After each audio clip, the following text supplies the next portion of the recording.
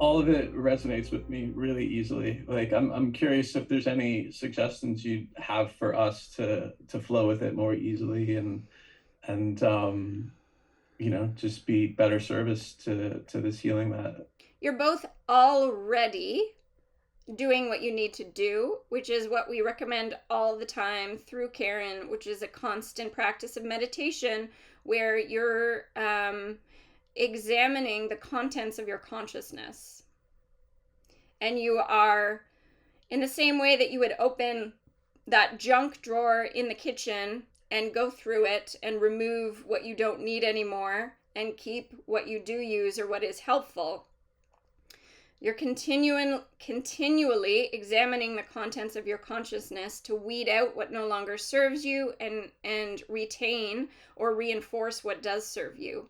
And this is what we would term the thoughts, beliefs, and the emotional charges associated with all of those things. So that needs to be a continual process that you never let go of, because it's, again, healing is about bringing those frequencies within the mental construct into alignment.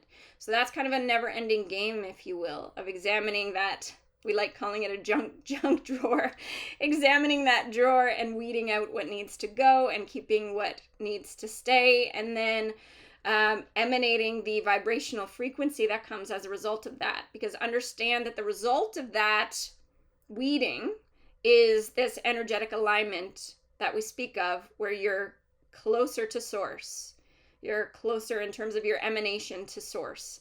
And so that in itself is helpful. However, yes, you also agreed to help others by first experiencing the process for yourself, because you need to have that understanding and wisdom and compassion through the experience of it for yourself.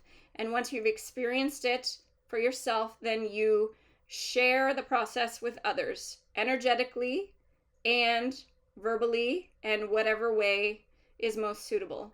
But when you look back on your life and you don't understand why you had certain circumstances, understand that it was for this reason, so that you could experience this process of realignment, really. And then you'll be able to look back on your life and realize that nothing went wrong, that everything happened as it should have happened, because you needed to experience this process so you could help other people experience the process and aid in this particular type of healing, which we would call somatic healing.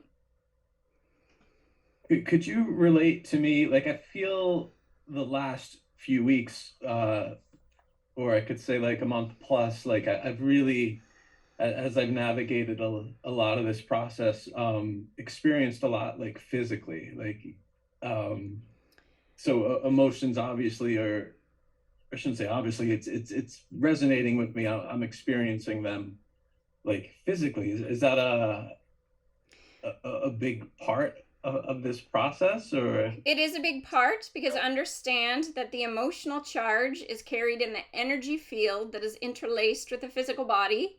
And when those emotions are finally released after being held in place for years or many moments in time, then there's the physical repercussions of that, or the physical effects is maybe a better word, the physical effects of that. And sometimes that, quite often, the most common side effect to that process would be fatigue, where you need to rest, because your body holds on, by the way, to these energetic packets through tension. So there's an energetic packet that is the mental construct with the emotional charge, and your body holds them in place. Where they're held in the energy field that is interlaced with the body, there is an aspect of tension there. So if you just think of your fist being clenched, that's what it's like, and that is why it blocks the energy flow. But if you think of you've been holding that tension for many months, many years, then when the tension is finally released and the body relaxes, then you experience that sometimes as fatigue. Really, it's just the relaxation, the body's response of relaxation. So instead of being, again, there's resistance to the fatigue because, again, there's another mental construct that you don't want to be unproductive, right? Or you don't want to be lazy. That, again, is another mental construct. If you just flow with what your body wants to do, which is your body wants to relax and rest and integrate that change, and you don't resist what your body is telling you that it needs as a result of this process, then you'll integrate it much faster and you'll recover much faster. Again, the mental resistance creates kind of like a delay in the healing process for you and for many people. So the old notion of what we resist persists. Exactly. Arising.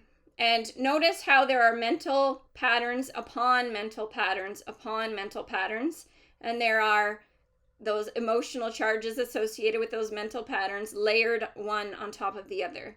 So for example, many times someone has a mental perception and then they have resistance also to that mental perception. That's what we mean by layers. So I'm holding this mental pattern or this mental perception and the emotional charge, and then the layer on top of that is I should not be holding this mental pattern and this emotional charge.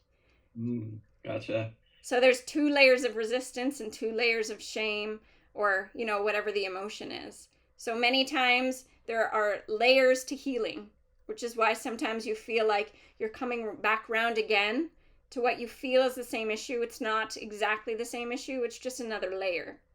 But if you release the mental resistance to the process, then you travel along that evolutionary healing journey much faster.